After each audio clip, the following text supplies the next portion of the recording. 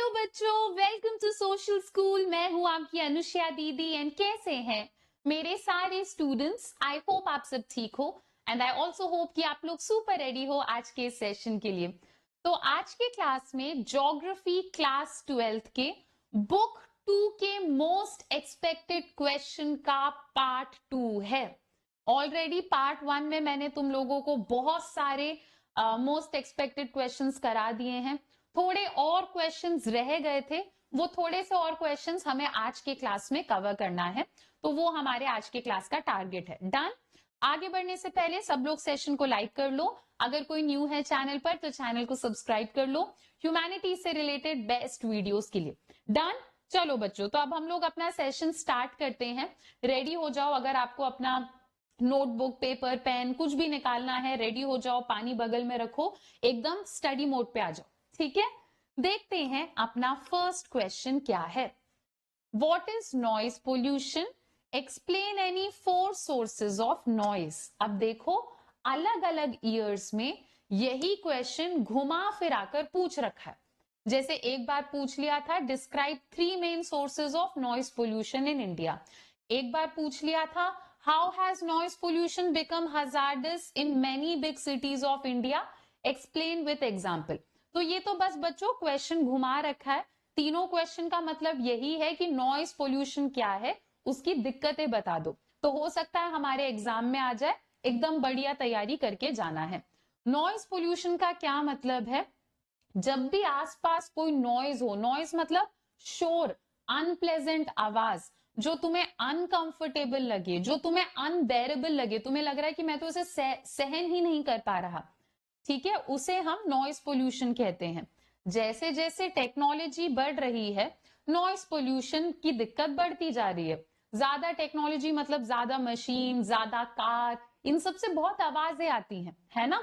तो अलग अलग कारण से हमें शहरों में पर्टिकुलरली बहुत ज्यादा नॉइज सुनने को मिलता है। ये नॉइज अलग अलग सोर्सेस से आ सकता है। जैसे फैक्ट्रीज में अगर कहीं पे कोई कंस्ट्रक्शन चल रहा है, अगर किसी घर वर को तोड़ा जा रहा है, अगर एयरपोर्ट के पास आपका घर है, आसपास ट्रैफिक है, लाउड स्पीकर है, सायरन की आवाज, इन सब से नॉइज प्रोड्यूस होता है। सबसे ज्यादा ट्रैफिक से नॉइज प्रोड्यूस होता है एंड ट्रैफिक लोगों के लिए बहुत बड़ा इनकन्वीनियंस भी होता है। डिपेंडिंग ऑन तुम्हारा लोकेशन क्या है, तुम्हारे आसपास एयरपोर्ट है, रेलवे स्टेशन है, जो भी है, नॉइज का ड्यूरेशन और कितना तेज नॉइज है वो अलग अलग जगह पर वेरी कर सकता है ना। नेक्स्ट क्या कह रहे हैं? Condition of road and condition of vehicle. कह रहे हैं कि जब हम ट्रैफिक में फंस जाते हैं, रोड का कंडीशन, व्हीकल का कंडीशन, इन सब पर भी निर्भर करता है नॉइज पोल्यूशन। इसके अलावा सी ट्रैफिक से बहुत नॉइज पोल्यूशन होता है। जैसे अगर आपका घर पोर्ट या हार्बर के पास है, वहां बहुत तेज आवाज होती है, सामान को लोड करते हैं, अनलोड करते हैं, उससे बहुत आवाजें होती हैं। तो नॉइज पोल्यूशन एक सीरियस दिक्कत है जो कि मशीन, टूल और इंडस्ट्री से भी क्रिएट होता है। नॉइज पोल्यूशन के साथ ये है कि जहां पर भी शोर हो रहा है, आप वहां से जितना जितना दूर जाओगे उतना नॉइज पोल्यूशन कम होता चला जाएगा, ठीक है। और अगर आप नॉइज पोल्यूशन को ज्यादा सहने की कोशिश करो तो आपको कुछ ना कुछ प्रॉब्लम्स भी डेवलप हो सकती हैं।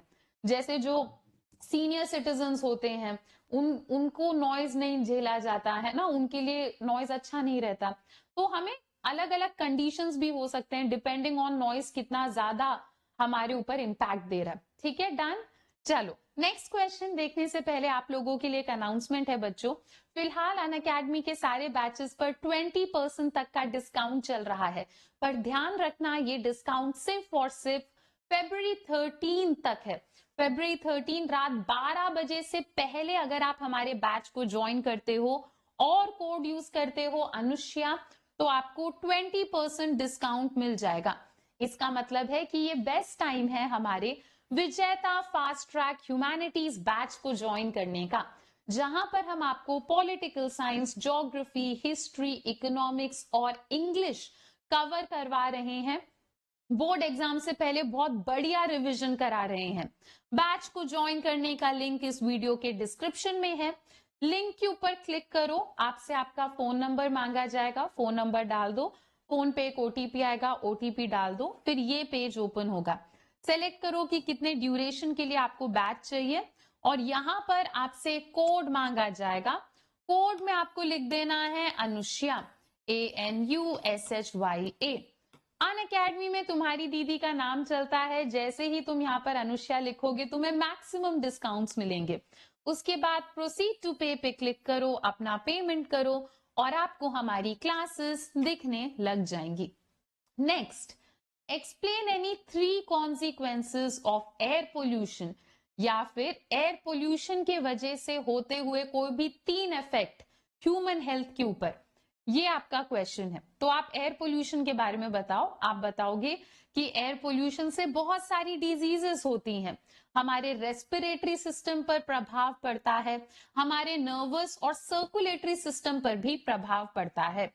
एयर पोल्यूशन से आसपास स्मोकी फॉग क्रिएट होता है शहरों में, है ना, और पर्टिकुलरली शहरों में इसे अर्बन स्मॉग कहा जाता है। इस स्मॉग की वजह से भी ह्यूमन हेल्थ के ऊपर बहुत नेगेटिव इंपैक्ट पड़ता है। एयर पोल्यूशन के वजह से ही आगे जाकर एसिड रेन भी हो सकता है। एसिड रेन से क्या होता है, ये भी प्लांट्स वगैरह के लिए एसिड रेन अच्छा नहीं होता, मॉन्यूमेंट्स खराब हो जाते हैं, है ना, तो एसिड रेन भी बिल्कुल अच्छा नहीं होता। इनफैक्ट अर्बन एरिया के समर्स में जो पहली रेन होती है ना, वो तो आपको अक्सर एसिडिक ही देखने को मिलेगी।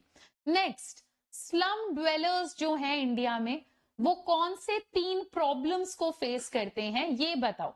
इसी क्वेश्चन को थोड़ा घुमा कर पूछ रखा है कि मिजरेबल कंडीशन समझा दो स्लम एरिया की।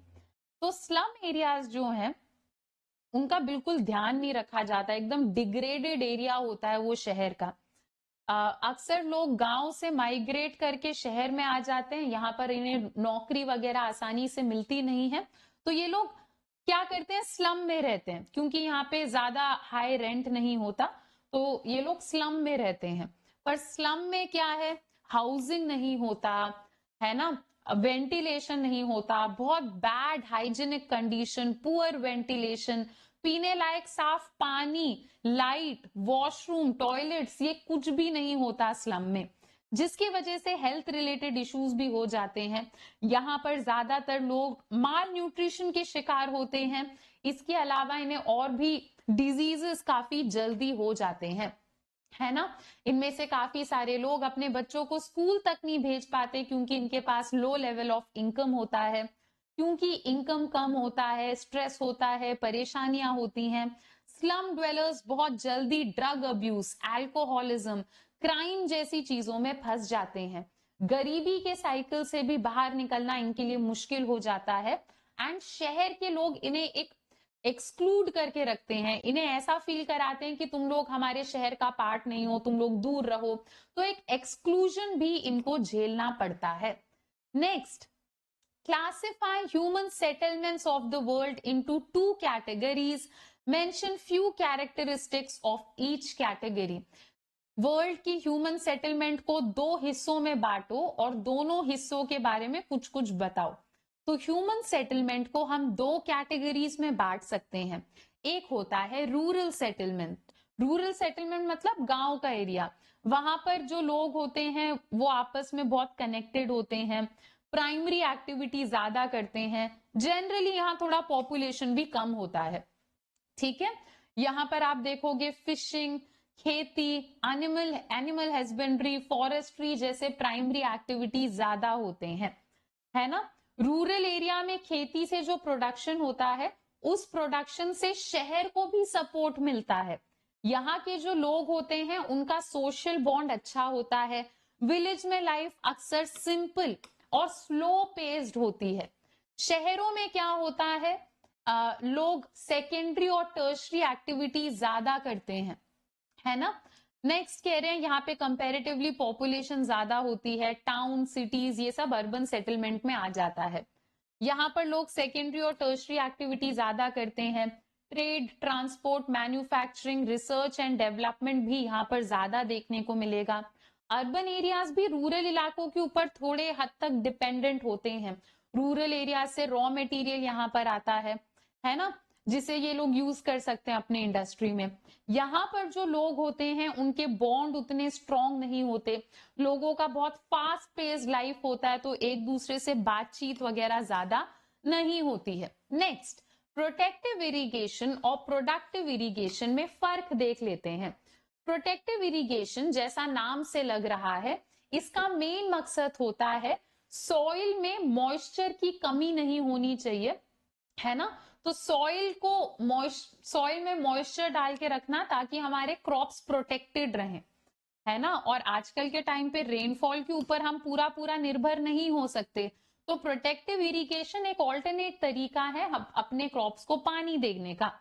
ठीक है, इस सिस्टम में इरिगेशन तो हो जाता है पर प्रोडक्टिविटी फिर भी थोड़ी कम रहती है।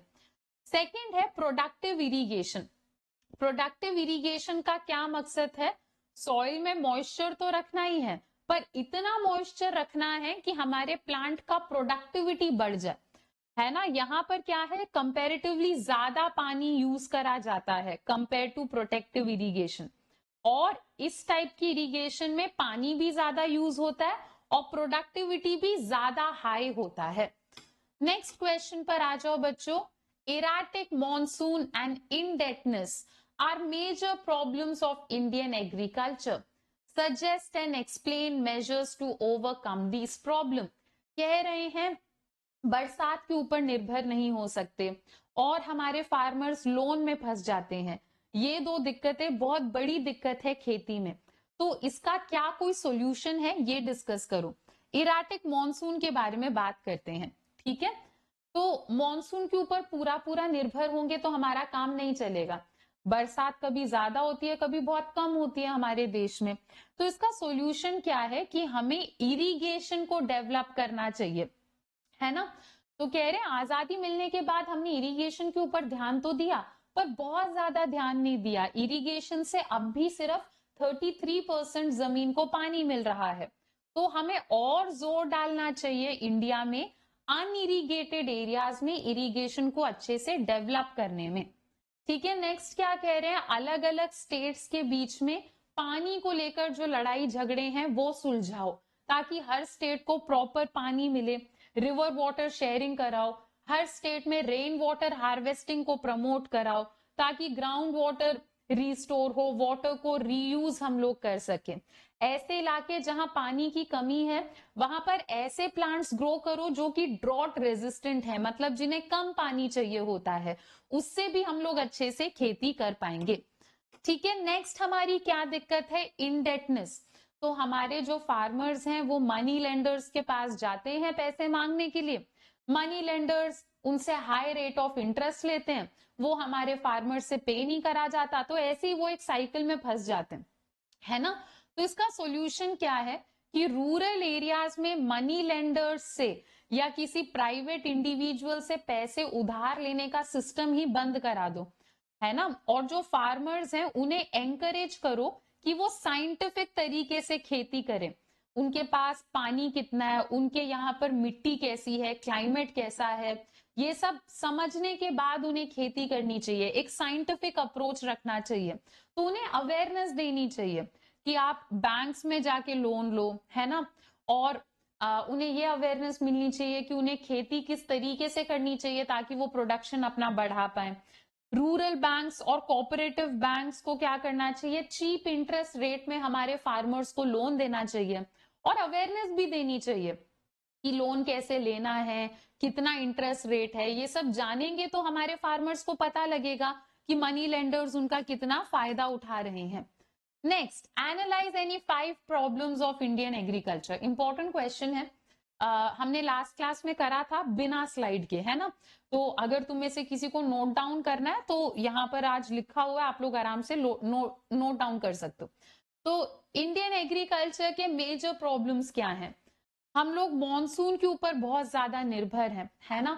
किसी दिन मॉनसून बहुत ज्यादा होता है हमारे देश में, किसी साल मॉनसून बहुत कम होता है, और इरिगेशन से सिर्फ हमारे खेती में 33% जमीन कवर हो पा रही है।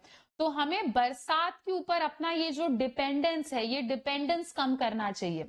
लो प्रोडक्टिविटी, बाकी कंट्रीज के कंपैरिजन में हम लोग खेती तो बहुत ज्यादा कर रहे हैं पर उस खेती का प्रोडक्टिविटी काफी कम है। तो हमें इस चीज के ऊपर ध्यान देना है कि सिर्फ खेती करने से काम नहीं बनेगा, हमें अपनी प्रोडक्टिविटी भी बढ़ाने की कोशिश करनी है। नेक्स्ट क्या है, इनडेटनेस। हमारे फार्मर्स मनी लेंडर्स के जाल में फंस जाते हैं, है ना। और फार्मिंग में खर्चा तो बहुत होता है, ट्रैक्टर लेना, सीड लेना, टूल लेना, इरिगेशन कराना, इन सब के लिए पैसा चाहिए होता है। तो हमें अपने फार्मर्स को समझाना चाहिए कि वो बैंक्स में जाएं। बैंक्स में भी अलग अलग लोन्स आने चाहिए जहां पर कम इंटरेस्ट रेट में हम फार्मर को लोन दे पाए।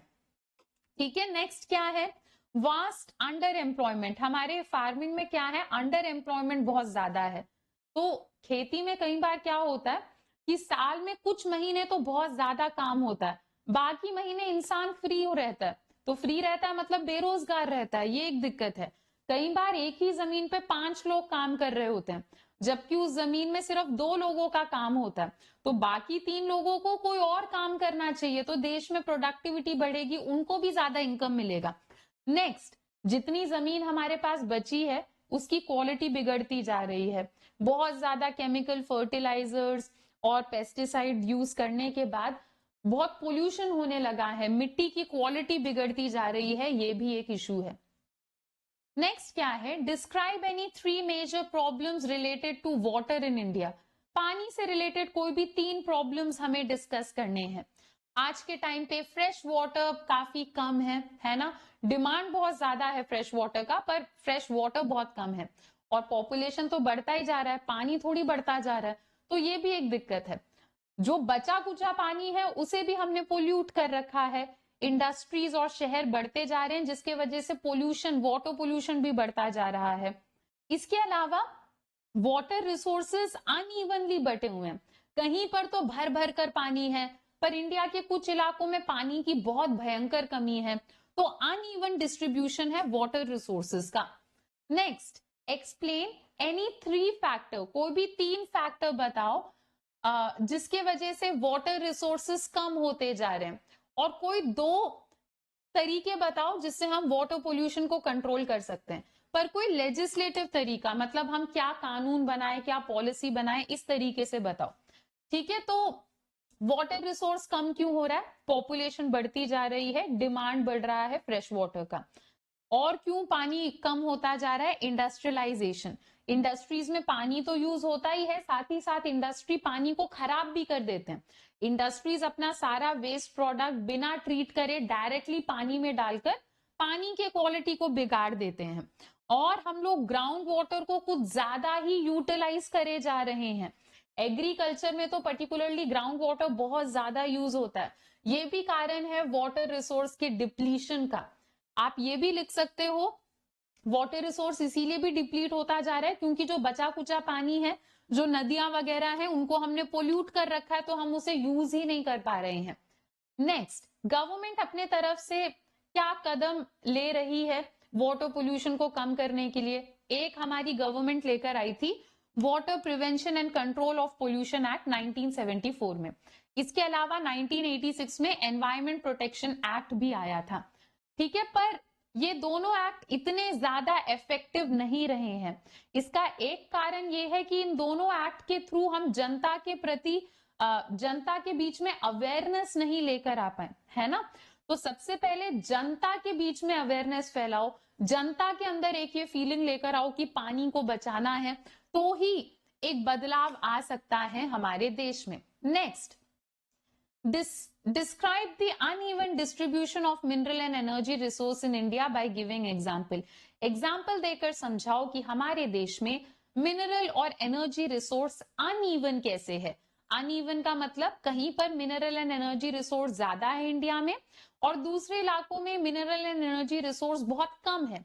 कैसे, एग्जाम्पल देकर समझाओ। तो वैसे तो हमारे देश में मिनरल्स बहुत ज्यादा हैं, पेनिनसुलर प्लेट्यू में मेटालिक मिनरल्स हैं, है ना। इसके अलावा ओल्ड क्रिस्टलाइन रॉक्स हैं, रिवर वैलीज हैं हमारे पास, कोल रिजर्व्स भी हैं, है ना। तो अलग अलग इलाकों में अलग अलग रिसोर्स हैं। आसाम में सेडिमेंट्री बेसिन है, ठीक है। नेक्स्ट, गुजरात और मुंबई हाई वाला जो एरिया है वो पेट्रोलियम रिजर्व्स के लिए भी फेमस है। नेक्स्ट आपको कह रहे हैं मैंगलोर और कानपुर का जो इलाका है वहां पे बहुत सारे मिनरल्स हैं।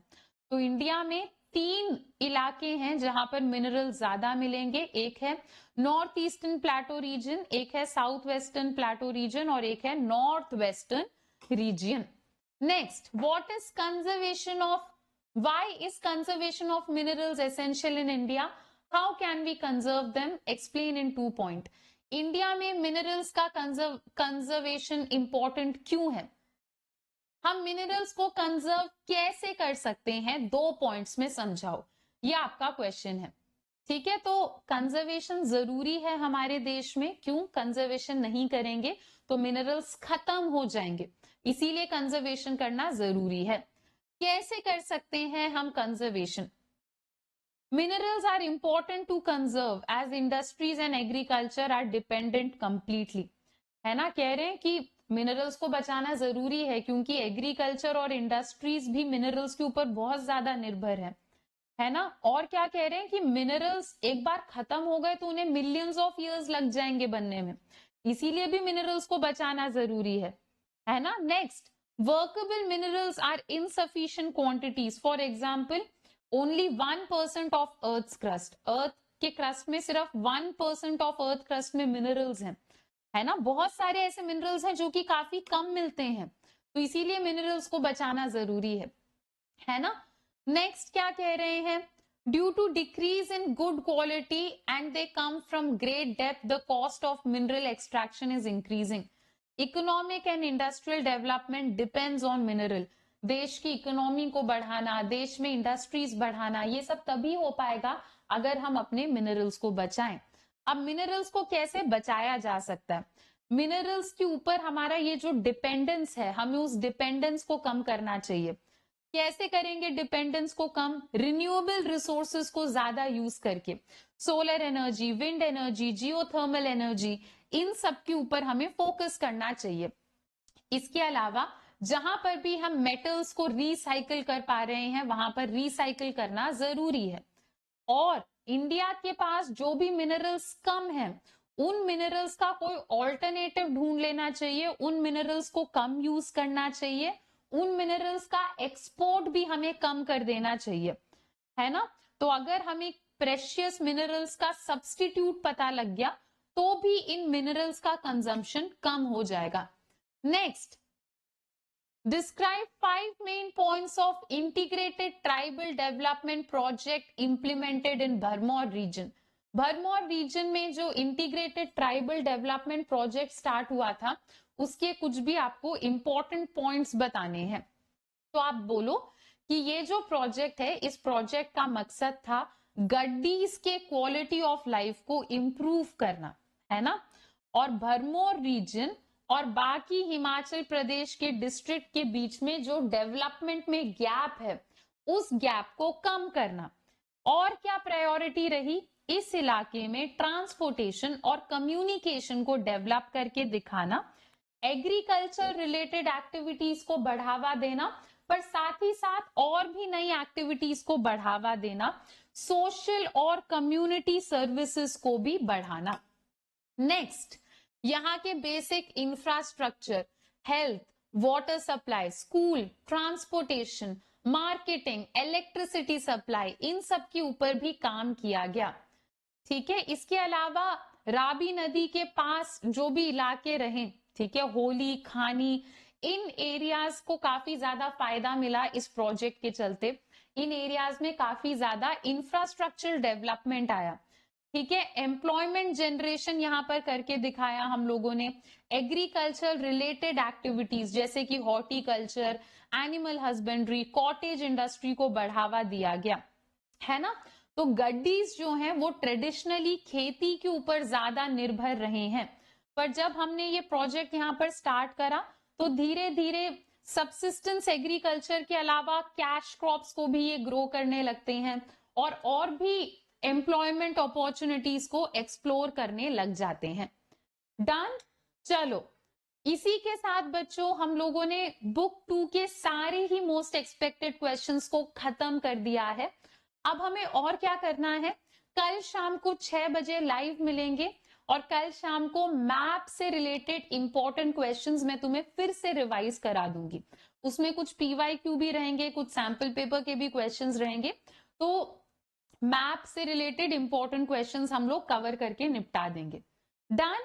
चलो बच्चों, तो अभी के लिए इतना ही करते हैं, मिलते हैं हम लोग अपने नेक्स्ट लेक्चर में। Till then, bye bye, take care and thank you.